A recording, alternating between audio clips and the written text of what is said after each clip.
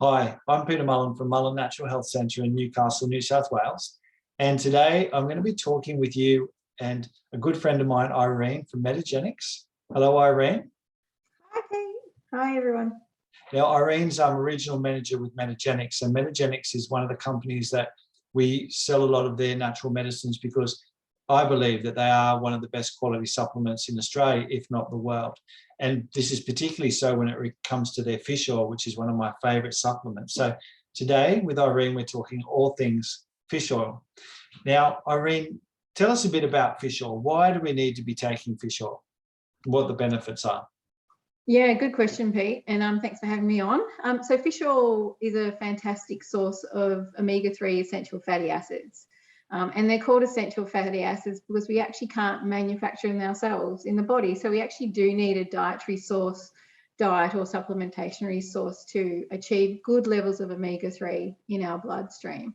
And it's absolutely essential. I guess there's a really basic level of how essential they are. We know that essential fatty acids such as EPA and DHA are actually a core structural component of cellular membranes. So if we think about all cells have cellular membranes, to keep those healthy, we're looking at general health and well-being. So I guess that's at the core of why we need to make sure we have a good amount of essential fatty acids in our diet. Statistics actually tell us that about 80% of Australians aren't actually ingesting enough essential fatty acids through dietary supplementation alone, so just through foods. So, that's a fairly alarming statistic if we look at how essential fatty acids are in our bodies for health and health benefits. So 4 out of 5 people do need supplementation, and that's what the research is telling us now at the moment, not just for well-being, but to optimize health levels as well.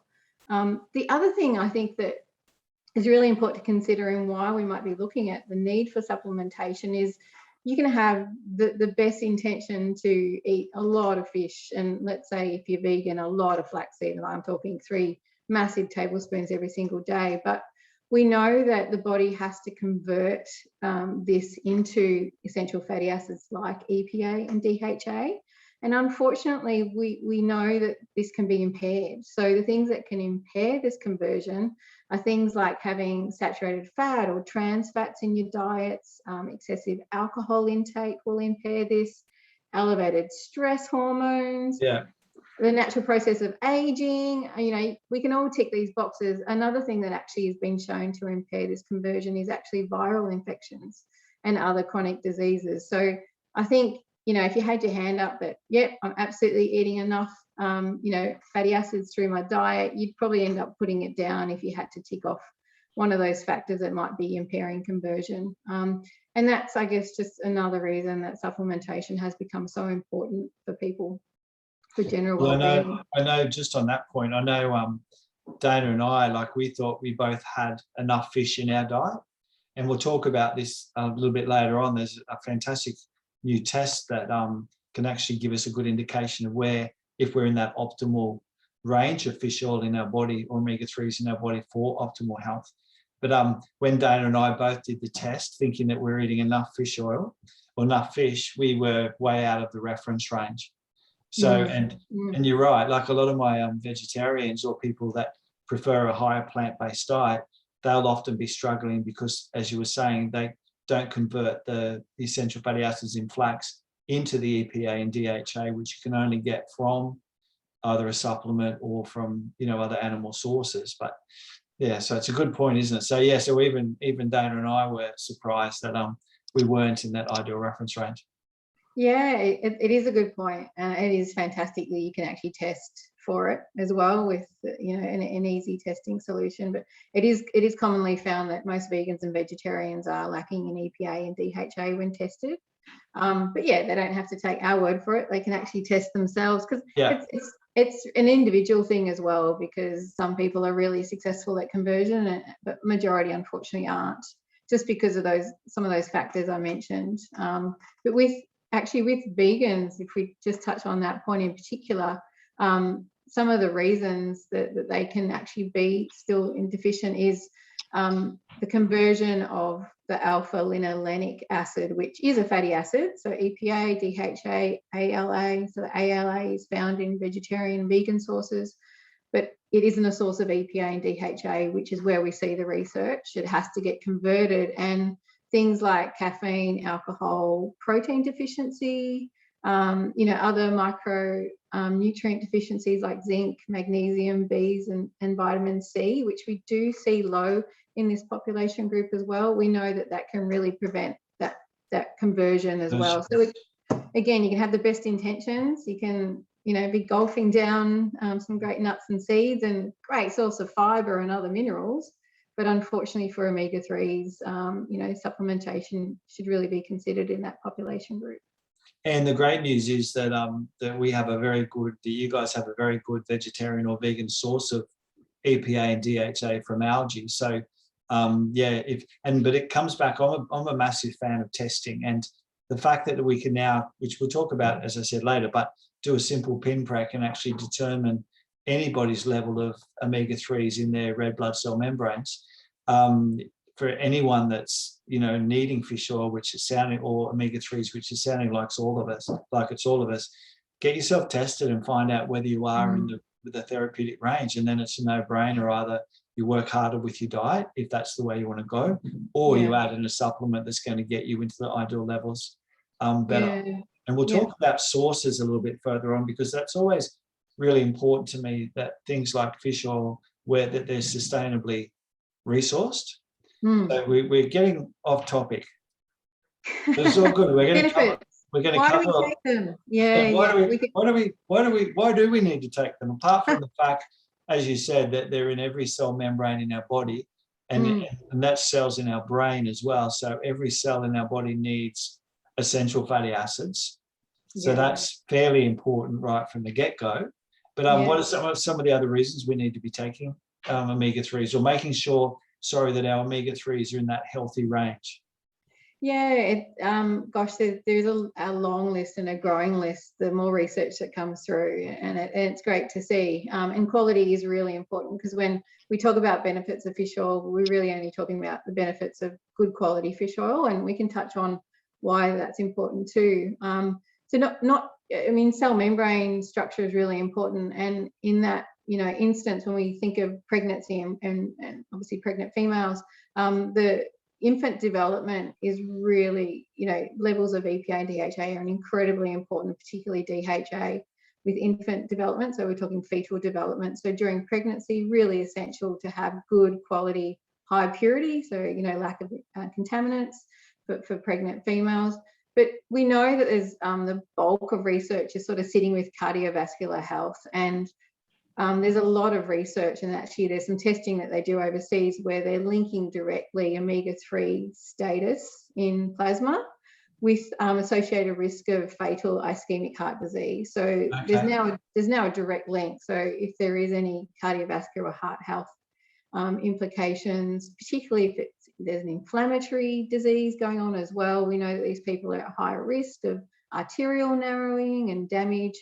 And that's where we really see omega-3s play a really large role with those people. And they also do reduce inflammation. So they're not only great for pain and joint pain relief and chronic pain, such as rheumatoid arthritis, osteoarthritis, but we're also talking about reducing these inflammatory mediators that are involved in heart disease progression. But also probably what's lesser known is how they're involved in memory disorders like dementia. And mood disorders like depression. So we can link the benefits of having good omega-3 status to all those things. And in particular at the moment, mood, it helps with enhancing, lessening exacerbated mood expressions such as anger and anxiety, and the fatigue that results with that, and then also confusion, so states of confusion. So there's some really good research coming through on omega-3 status with mood disorders. And as you're saying, mood disorders at the moment, like I think we've all got a mood disorder with some description with everything going on in the world and in our own backyards and front yards at the moment. So and the great thing with fish oil, from my experience as well, the omega-3s, is that even if someone's had to go down or going down the path of conventional medicine as well, always, see a naturopath, but fish oils generally are very safe to take with any other medications as well.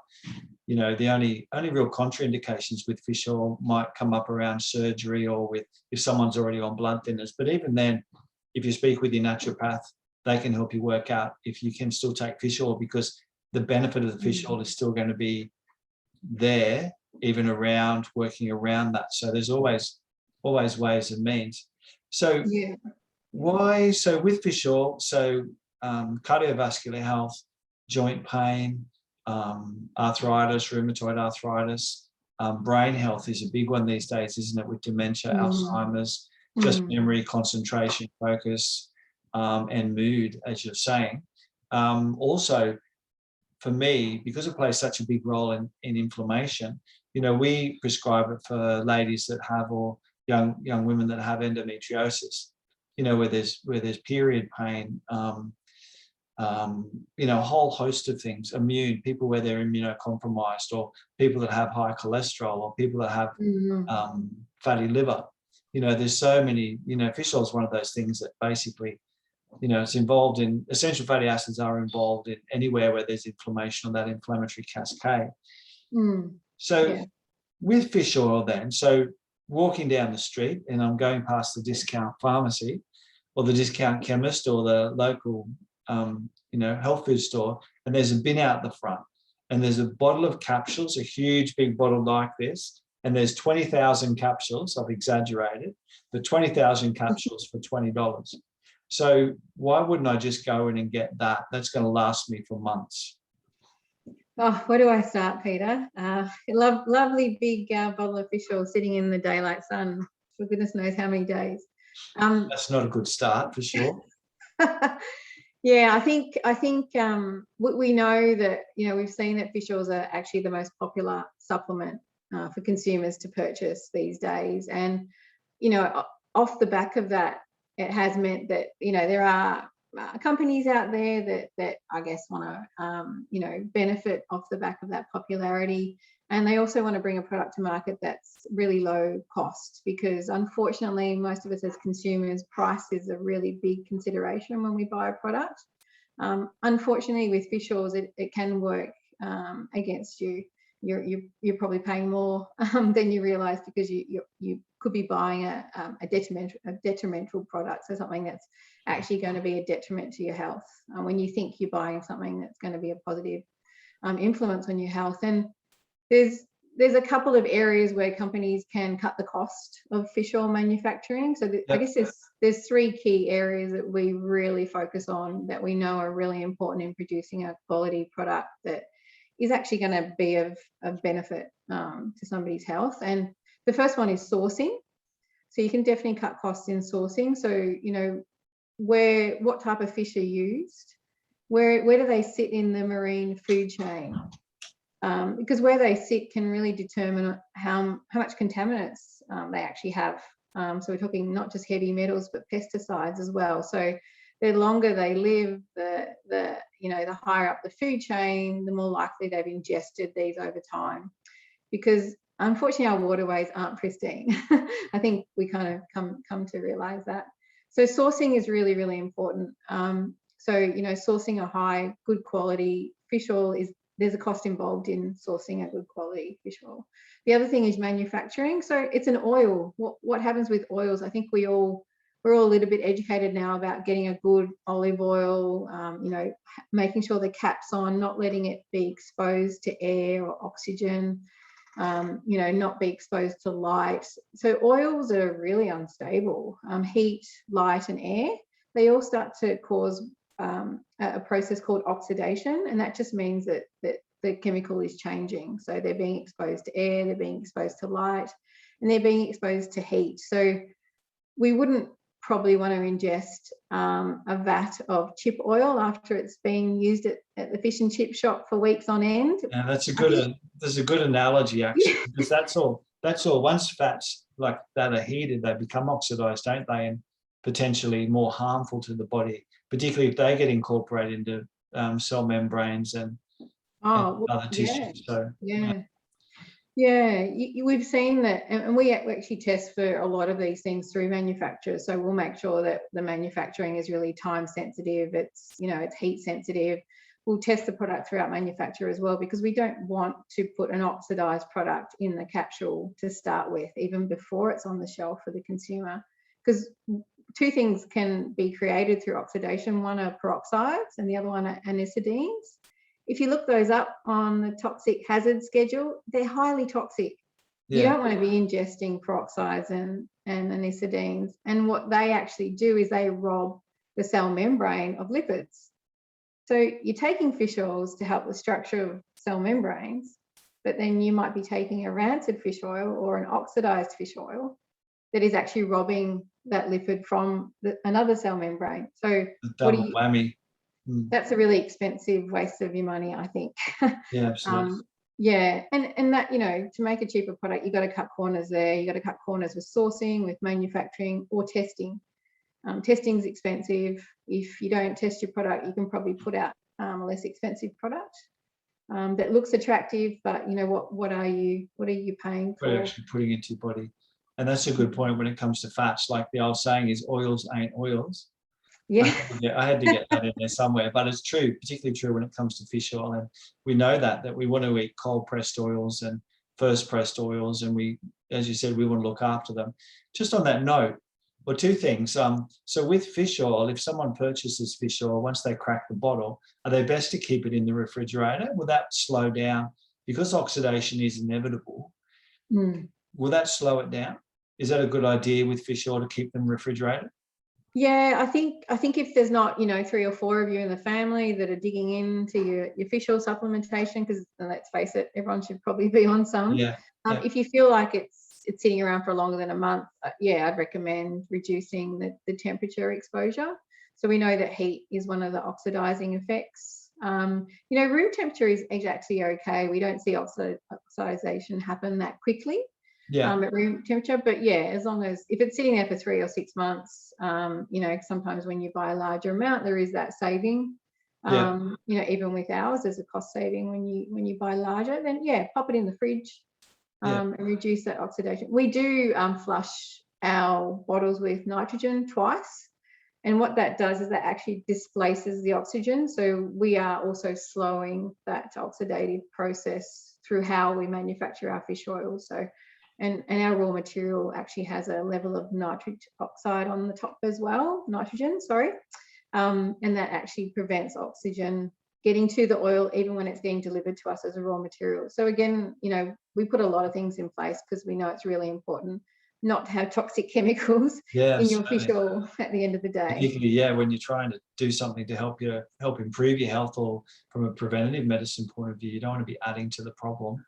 What fish do you guys use? What do you? So we source pelagic fish, so they're very small. So like sardines, anchovies. So as you said, they're lower down on the food chain, so they haven't been around eating lots of other fish to accumulate heavy metals and toxins and pesticides, etc. And then we test again. So we test those levels of contaminants like heavy metals and pesticides, and then we test for peroxides and anisodines as well. And you know, our standards are pretty tight. We're not happy with Australian standards. We actually match European standards, which are even higher. At the end of the day, when we think about giving fish oil to, for example, someone that's pregnant, that's, you know, fetal development, we don't want any risk whatsoever for that. Absolutely. And tell me some of the common misconceptions, and we've spoken about some of these already. You know, getting omega-3 from vegetarian sources, we sort of touched on that you know, that you will be getting the ALA, alpha-linolenic acid, but in the body it has to convert to the active ingredients we're after, which is the EPA and the DHA. And as I was saying, we do have a great vegan source of omega-3 from algae. Is eating fish once a week enough, or twice a week, or in our world 3 times a week? Is that enough to get our fish oil levels up? And the answer for Dana and I anyway was definitely no.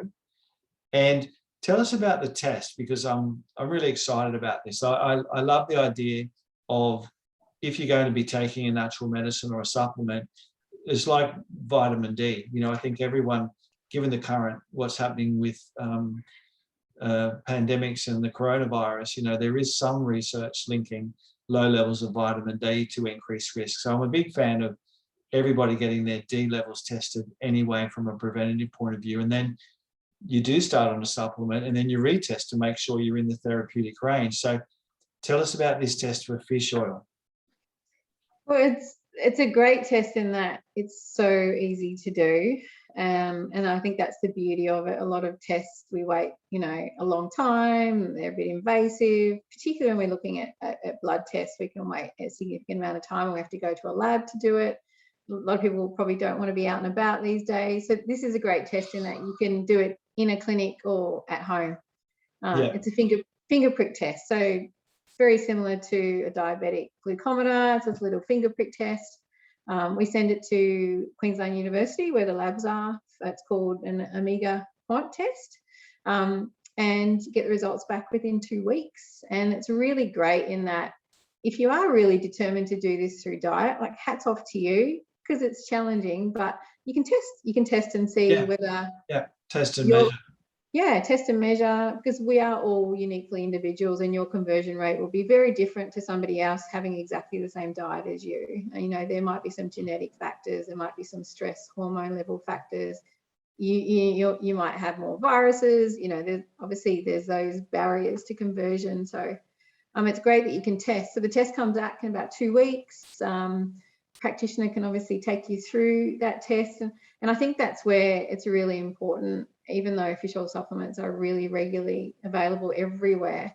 The reason I would go see a practitioner is what level of EPA do I need for my health conditions? What level of DHA do I need? You know, is that a standard fish oil or do I need something quite specialized? And then I can get tested and then I can see that I'm getting to those levels as well. The test also shows like your trans fat levels. So we know that, you know, that's the dangerous fat that has a lot of, you know, detrimental health conditions. So you can see those as well.